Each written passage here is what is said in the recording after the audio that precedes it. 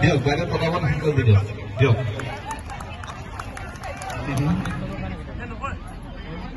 শিৱসাগৰৰ বিধানসভা সমষ্টি সন্মানীয় বিধায়ক আমাৰ সকলো গোপিনী সমাজৰ সন্মুখত মই এটা সেৱা ল'ব খুজিছোঁ যাতে সদায় অসমৰ কাৰণে কাম কৰি যাব পাৰোঁ যাতে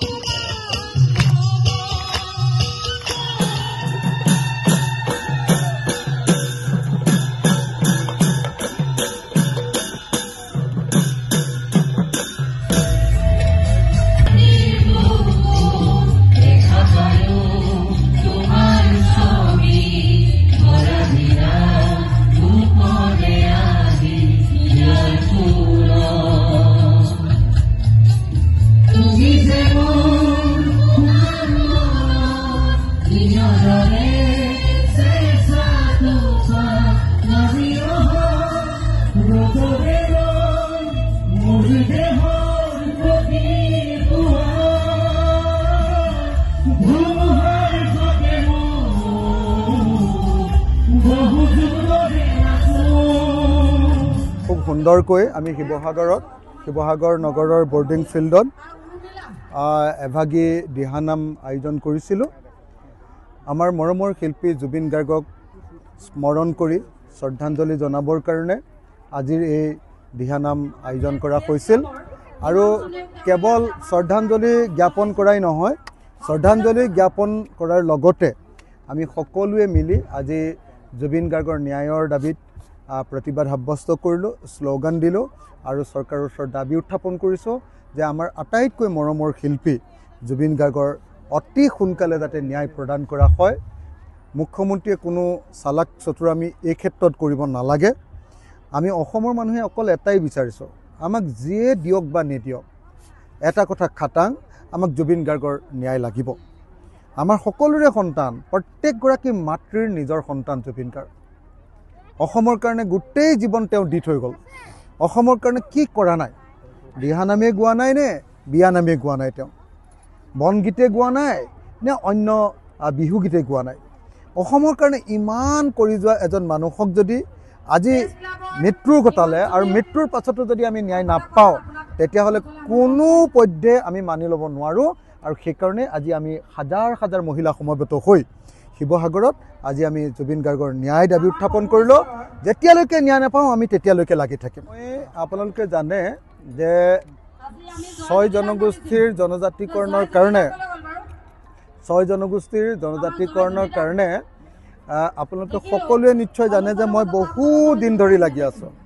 কৃষক মুক্তি সংগ্ৰাম সমিতিৰ সভাপতি হিচাপে সম্পাদক হিচাপেও আন্দোলন কৰিছিলোঁ তাৰ পৰৱৰ্তী সময়ত MLA হিচাপেও মই অসম বিধানসভাৰ প্ৰত্যেকটো ঠাইতে প্ৰত্যেকটো সময়তে 6 জনগোষ্ঠীৰ জনজাতিকৰণৰ কাৰণে দাবী জনাইছিলোঁ এবাৰ আপোনালোকে সকলোৱে জানে যে এবাৰ আমাৰ 25 তাৰিখৰ দিনা মন্ত্ৰী গোটৰ প্ৰতিবেদন দিব বুলি ক'লে কিন্তু 25 তাৰিখৰ দিনা পিছুৱালে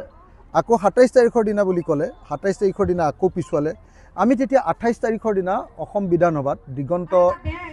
বৰ্মন তেখেতে এটা ডিভাইচত 6 জনগোষ্ঠীৰ জনজাতিকৰণৰ বিষয়টোক উত্থাপন কৰিলে আৰু মই তাত সমৰ্থন দিলোঁ আৰু ময়ো দাবী কৰিলোঁ যে মই এই আলোচনাটো কৰিব খোজোঁ তো তাৰ পাছত এইটো কৰাৰ পাছতো 28 তাৰিখৰ দিনা আমাক আলোচনা কৰিবলৈ নিদিলে 29 তাৰিখৰ দিনা আকৌ প্ৰতিবেদনখন উত্থাপন কৰাৰ কথা ওলালে আমি ক'লোঁ যে ৰাতিপুৱা দিব লাগে আৰু কিন্তু দেখা গ'ল যে একদম লাষ্ট সময়ত অসম চৰকাৰে একদম শেষৰ বিজনেছ ৰূপে বিধানসভাৰ 29 তাৰিখৰ দিনা শেষ হোৱাৰ আগে আগে প্ৰতিবেদনখন দাখিল কৰিলে আৰু বিধানসভাখন ভাঙি দিলে অধিৱেশন ভাঙি দিলে কিয় তাৰ আগদিনা আপোনালোকে নিশ্চয় দেখিছে যে যেতিয়া চাহ জনগোষ্ঠীৰ মাতৃৰ পট্টাৰ কাৰণে প্ৰস্তাৱ লৈছে সেই সময়ত বিধেয়ক পাছ কৰিছে সাল সলনি কৰিছে বিধেয়ক সেই সময়ত আমি দেখিছিলোঁ যে অসমৰ মুখ্যমন্ত্ৰীয়ে বহুত আনন্দ প্ৰকাশ কৰিছিলে কিন্তু 6 জনগোষ্ঠীৰ জনজাতিকৰণ গোটেই অসমত 6 জনগোষ্ঠীৰ জনজাতিকৰণৰ কাৰণে ইমান আন্দোলন হৈছিলে তাৰপিছততো অসমৰ মুখ্যমন্ত্ৰীয়ে নাচি দিব লাগিছিলে 6 জনগোষ্ঠীৰ জনজাতিকৰণ হ'ব কিন্তু নহয় কিন্তু তেখেত পলাই দিলে তেখেত বম্বেলৈ গুচি গ'ল তো তাৰ অলপ পিছত দিলোঁ নেকি আমনি পাইছোঁ দি সাংস্কৃতিক কলা কেন্দ্ৰৰ উদ্যোগত আজি আয়োজন কৰা দিহানাম সমাৰোহ অমৃত সন্তান ঈশ্বৰৰ পুত্ৰ জুবিন গাৰ্গৰ শ্ৰদ্ধাঞ্জলি অনুষ্ঠান আজি আমি ইয়াত শিৱসাগৰ বৰ্ডিং খেলপথাৰত 6000 আই মাতৃৰ দ্বাৰা পৰিৱেশন কৰা হ'ল আৰু আমাৰ মাজত উপস্থিত আছে আউনীআটী সত্ৰৰ সত্ৰাধিকাৰ শ্ৰী শ্ৰী পীতাম্বৰ দেৱগোস্বামী প্ৰভু ঈশ্বৰ লগতে আছে আমাৰ শিৱসাগৰ জিলাৰ বিধায়ক তথা অখিল গগৈ ডাঙৰীয়াদেৱ আমাৰ বন্তি প্ৰজ্বলন কৰিছিলে বিশিষ্ট সমাজ সেৱিকা অঞ্জলি দত্ত বাইদেউ আৰু বন্তি প্ৰজ্বলন কৰিছে সন্মানীয় বিধায়ক অখিল গগৈ ডাঙৰীয়াদেৱে আৰু আমাৰ এই দিহানাম সমাৰোহভাৱে উদ্বোধন কৰিলে আমাৰ আউনীআটী সত্ৰৰ সত্ৰাধিকাৰ শ্ৰী শ্ৰী পীতাম্বৰ দেৱগোস্বামী প্ৰভু ঈশ্বৰ আমাৰ ভাল লাগিছে যে অসমৰ বিভিন্ন প্ৰান্তৰ পৰা 6000 আই মাতৃ আমাৰ মাজত আজি একত্ৰিত হৈছে সেইটো কাৰণে যে সৌভাগ্য যে আমি দ্বিতীয়বাৰৰ বাবে আমি শিৱসাগৰ বৰ্ডিং খেলপথাৰত আমি পুনৰবাৰ জুবিন গাৰ্গৰ শ্ৰদ্ধাঞ্জলি অনুষ্ঠানত ইমানখিনি আই মাতৃ বিভিন্ন প্ৰান্তৰ পৰা আহি যে ইয়াত শ্ৰদ্ধাঞ্জলি জনালেগৈ তাৰ কাৰণে আমি তেওঁলোকক বহুত কৃতজ্ঞতা জনাইছোঁ ধন্যবাদ জনাইছোঁ আৰু যিসকল আমাৰ টীম লিডাৰে অশেষ কষ্ট কৰি বিভিন্ন প্ৰান্তৰ পৰা আই মাতৃসকল আমাৰ ইয়ালৈ আনিছিল এই সুযোগতে মই তেওঁলোককো ধন্যবাদ জ্ঞাপন কৰিছোঁ আৰু গণতন্ত্ৰৰ চতুৰ্থ স্তম্ভ সাংবাদিক বন্ধুবৰ সকলোকে শ্ৰদ্ধা নিবেদন কৰিছোঁ আপোনাক সবেও ইমান কষ্ট কৰি এই ৰ'দত আমাৰ মাজত আহি উপস্থিত থাকি প্ৰত্যেককে আপোনালোকে যিটো উৎসাহ উদ্দীপনা যোগালে তাৰ কাৰণে আপোনালোকৰ সকলো শ্ৰীচৰণক সেৱা জনাইছোঁ কৃতজ্ঞতা জনাইছোঁ আৰু ধন্যবাদ জনাইছোঁ কাৰণ চাওক আধ্যাত্মিকতাৰ মাজেৰে প্ৰভু ভগৱন্তৰ যদি আমি গুণানুকীৰ্তন নকৰোঁ তেতিয়াহ'লে জানো জীৱনটো সুখময় মধুময় হ'ব আৰু আমি প্ৰভু ভগৱন্তৰ গুণানুকীৰ্তন কৰি আছোঁ কাৰণে আৰু প্ৰভু ভগৱন্তৰ ওপৰত মোৰ অগাধ বিশ্বাস আৰু বিশ্বাস থকাৰ কাৰণে আপোনালোকে জানে যে যোৱা বছৰ 15 ডিচেম্বৰ আমি পিয়লি ফুকন ষ্টেডিয়ামত 11111 গৰাকী আই মাতৃ একত্ৰিত কৰি আমি অসম বুক অৱ ৰেকৰ্ডত আমাৰ নাম আমাৰ শিৱসাগৰ জিলাৰ নাম আমি সন্নিৱিষ্ট কৰিবলৈ সক্ষম হ'লোঁ আৰু আজি তাৰ কোনো ব্যক্তিক্ৰমী হোৱা নাই কাৰণ শ্ৰদ্ধাঞ্জলি অনুষ্ঠানলৈ 6000 আই মাতৃ অহাটোৱেতো আজিৰ যুগত আজিৰ তাৰিখত পকা ধাননি সকলোৱে পকা ধাননি থকাৰ স্বত্তেও তেওঁলোক আজি আমাৰ মাজলৈ যে এই শিৱসাগৰৰ নিচিনা এডোখৰ ঠাইলৈ যে বিভিন্ন প্ৰান্তৰ পৰা যে আহিছে নিশ্চয় আধ্যাত্মিকতা প্ৰত্যেকৰ মনত আধ্যাত্মিকতা ভাৱ আছে আৰু থকাৰ কাৰণে তেওঁলোক আমাৰ মাজলৈ আহিছে